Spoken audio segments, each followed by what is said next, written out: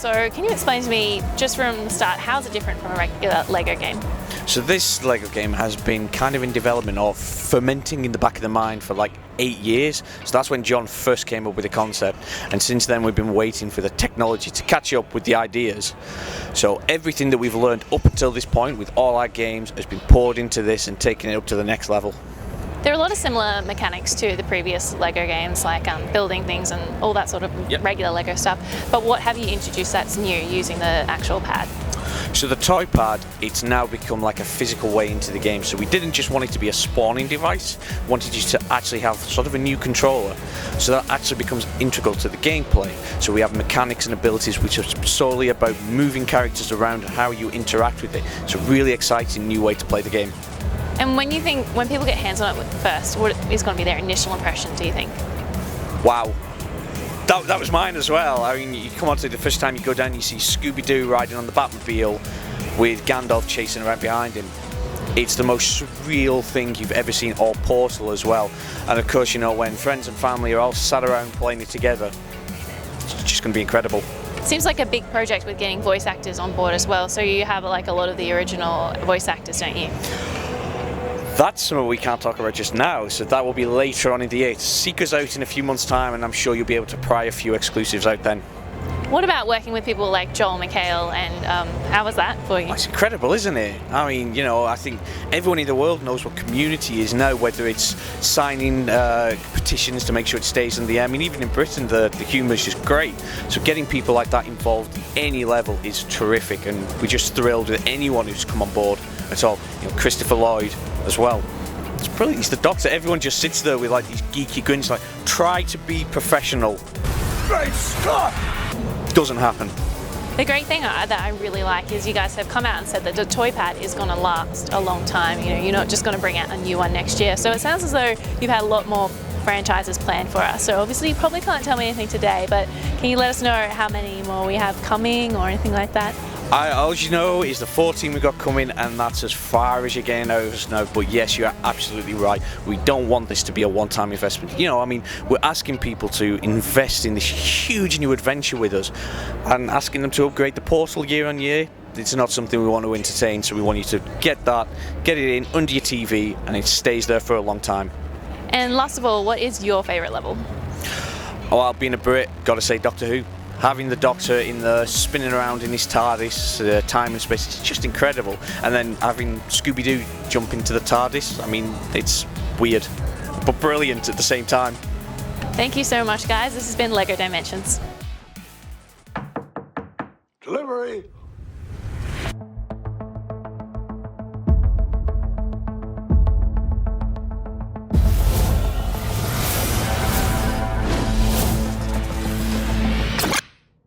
Is that you?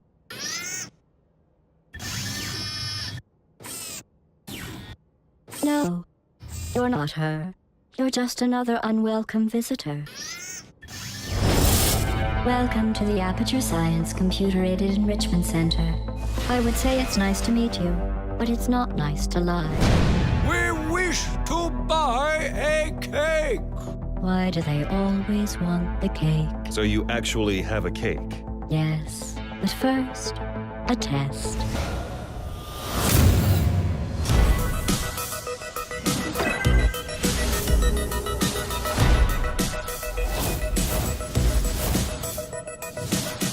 Unauthorized portal detected. What? How did you do that?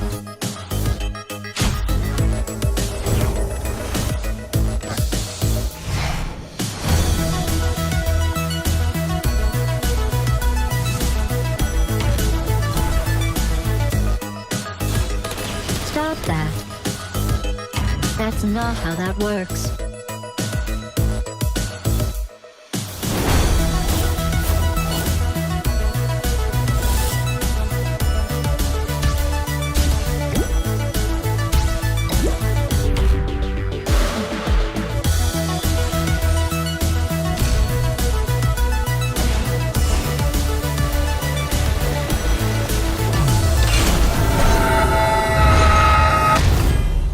You know, your rule breaking just now made me realize how much I miss my last test subject.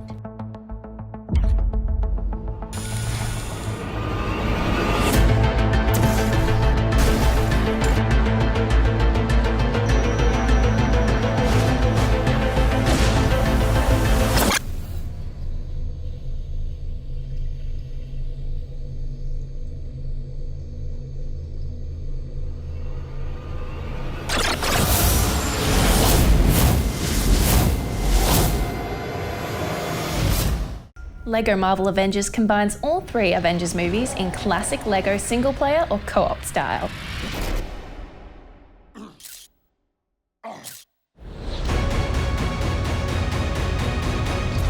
So now we're talking LEGO Marvel Avengers, and we're talking to Phil, who's the executive producer from TT Games, who's looking after this title. So tell me first, how is this different to LEGO Marvel?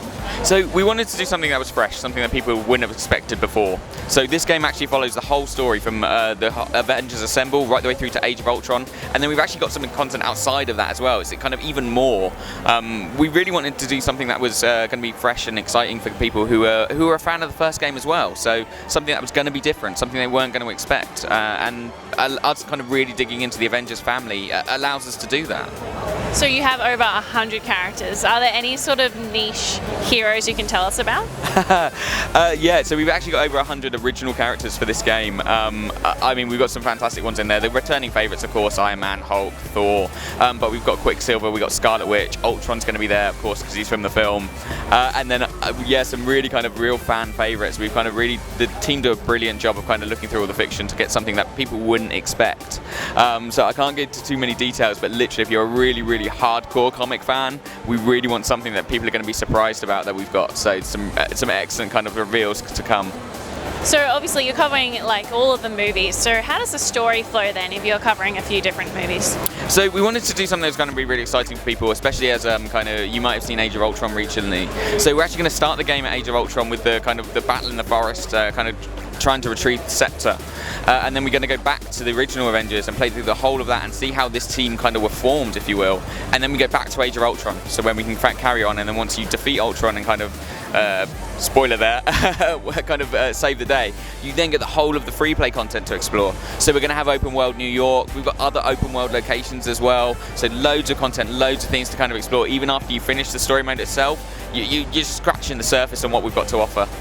That's awesome that you've done such a big universe. And also what I've noticed when I play LEGO games myself is that kids love it and adults love it, and I guess that's just like LEGO in general, but what is it about the game that you like anyone can play it? We always try to make something that's really accessible, and I think what's happening is, like you say, everyone kind of grew up with LEGO and they kind of knew of its existence, whether you had the sets or you didn't, and that really adds something to the games. It's kind of that barrier that can kind of break down for people who, like, some parents may not play a lot of games, and yet we want them to be able to pick up a controller and be able to play with their kids and really enjoy it. But then also adding it, so there is depth, so the kind of the hardcore gamers want to play kind of a bit kind of more complicated. We have new features in there for them as well. We've got new combat systems, you can do special team up moves, so it's really about having something that's really accessible for across the board, for younger gamers, for older gamers, and just for everyone really. So tell me a little bit about the new combat systems you were just talking about. Sure, so the combat system, we now do this thing where as you're kind of defeating enemies, you charge a combat bar, and that allows you to kind of do single takedowns, so you can use an individual character to take down an enemy. But when your bar's full, you can actually use a kind of 2 Avengers characters to team up. So for example, if you're Captain America, you can sit there, you can fire Black Widow up into the air, she'll come down raining bullets with her 2 guns, wipe out all the enemies on the screen, and do some really kind of cool team-ups.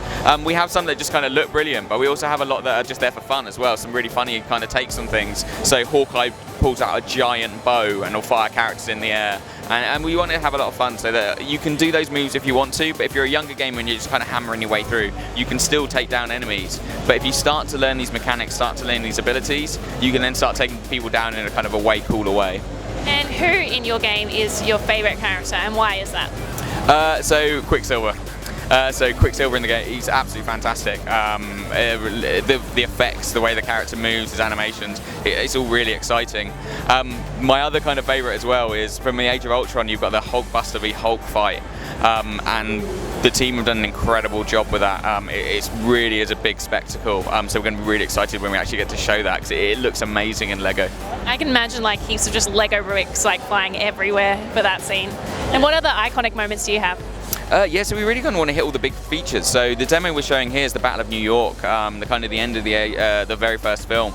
But you really want to kind of hit on things like the fight in the forest, when you've got kind of Thor and Cap and Iron Man and all those kind of big scenes that people are going to expect. But then do them with a LEGO twist, do them in a way that you won't kind of expect.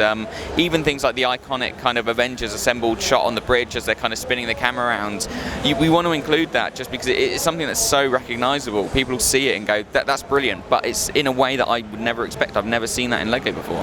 Sounds like you must have done a lot of watching of movies previous to making this game. You've done your research. No, very much so. The team do an incredible job, and that's it. Not just watching the movies, but any Avengers content they can get their hands on. They really kind of dig into it. But yeah, we've spent a lot of time with the films, and what's great for us as well is we actually have the theatrical dialogue. So we have Robert Downey Jr. as Iron Man. We have Chris Hemsworth, Scarlett Johansson, and it's all lines from the films for those characters, and it's absolutely fantastic because you get that delivery, you get that humour that exists in the film, but we also get to add to it with the own kind of Lego twist to it. Thanks so much, Phil. We have absolutely adored talking Lego Marvel Avengers, and we hope you have an awesome E3. Yeah, thanks very much. Thank you.